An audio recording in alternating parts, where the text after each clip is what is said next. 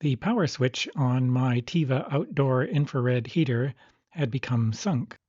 Power switch, of course, is at the front by the power levels.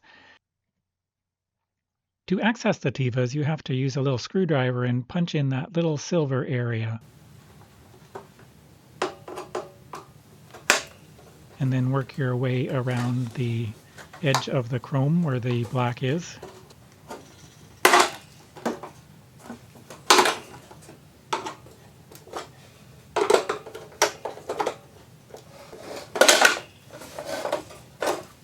Just a little word of warning, don't touch that screw there. If you undo that, you actually are undoing looks like a silicone rectifier and detaching it from its heatsink. On the inside, you can see this is where the power switch is. The reason it was loose is, see this little clip here?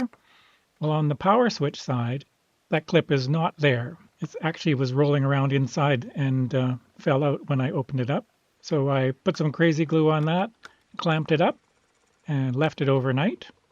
And the next day, put it together.